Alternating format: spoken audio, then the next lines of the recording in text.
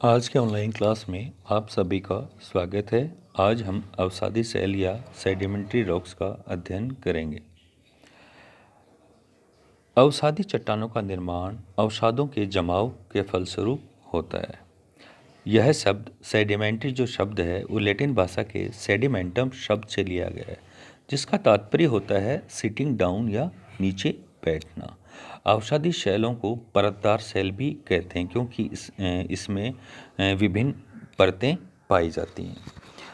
अवसादी शैलों को परतदार इसलिए कहते हैं कि इसमें अवसादों की विभिन्न परतें पाई जाती हैं। अपक्ष और अपर्दन के विभिन्न जो कारक होते हैं, जैसे बहता हुआ जल है, हवा है या समुद्री लहरें हैं, इनके द्वारा चट्टानों की टूट और फूट की क्रिया होती है। उससे जो मलबा प्राप्त होता है उसका जमाव होता रहता है।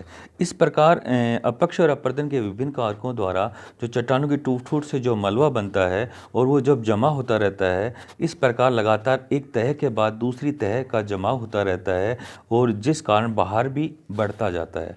बढ़ते भार के कारण ही विभिन्न परतें संगठित होने लगती हैं और अंत में परतदार सेल की रचना पूर्ण हो जाती है। अवसादी सेल जो है वो प्राचीन चट्टानों के टुकड़ों, खनिजों के जो किसी न किसी रूप में संगठित हो जाते हैं, परत के रूप में जम जाते हैं या जमाव से बनती हैं। परतदार चट्टानों का निर्माण प्राचीन चट्टानों के टुकड़ों, जीवों के अवशेष, खनिज पदार्थों, अन्य वस्तुओं के अवसादों से होता है।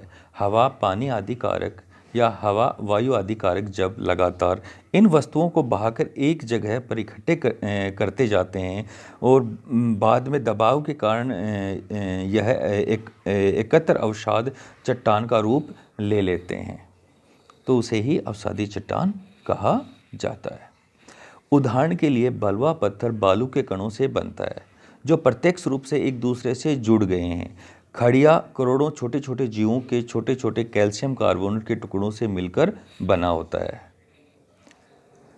अवसादी चट्टानों की मुख्य विशेषताएं। चूंकि अवसादी चट्टानें अवसादों के जमाव से बनती हैं, इसलिए इन चट्टानों में परतें पाई जाती हैं, अतः इसी कारण से इनको परतदार चट्टान भी कहा जाता है। ये चट्टानें संगठित, असंगठित, ढीली या किसी भी प्रकार की हो सकती हैं।